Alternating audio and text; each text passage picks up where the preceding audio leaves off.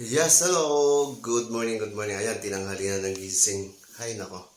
Napuyat kagabi. Ito lang yung update latest ko sa inyo ngayong days. Ayan, na-tiles ko na yung aking sala.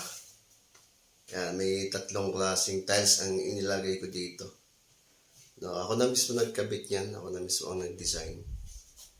Ayan po. Update ko lang. Dito ako natutulog sa sala. Yan, medyo maliwalas ka dito. Maliwalas din. Malamig. Diba? So, dito yung kwarto ko. Ayan yung kwarto ko. Ito to. Guide ko kayo kung anong update. Ayan. Ayan po yung kwarto. Ayan yung kwarto ko. Ayan. May ref naman ako. May kama. Ayan. Aircon. May aircon. Dito yung CR. Diyan yung CR ko. Ayan. Ayan. So, ayun. Ngayon lang ayoko matulog dito. Mas gusto ko sa sala.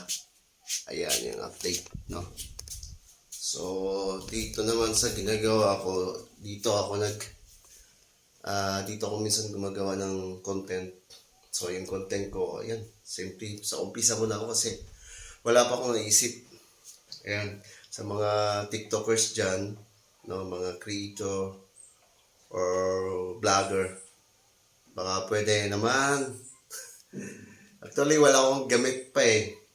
Pero at least may mga V8 ako dito na dati kong nabili yan. Ginagamit ko ngayon, V8. Yan, may mga setup na rin ako dyan. Tapos may tripod ako. Itong tripod na ginagamit ko is actually, nakita ko lang ito sa basurahan 2 months ago at 3 months ago. Nakita ko siya sa basurahan, parang itinapon na talaga.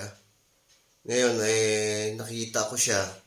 Kaya, binili ko na lang. Doon siya mismo nabili ko sa junk shop. Matanda ko pa sa Barangay Santa Monica. Binili ko ata siya ng 100 pesos o 150. Yung tripod na to. Ayan, at least nagagamit ko. Diba? So, ayan. Baka naman, lahat mga vloggers dyan, TikTokers dyan, mga creator dyan. Baka naman pwede dyan, oh. Wala pa akong gano'n. Kasi tulungan nyo naman ako kung paano. Okay, sa lahat nun. Yan, nagsisimula pa lang ako eh. Okay, so yun na yung update ko sa inyo ngayon. Okay, bye!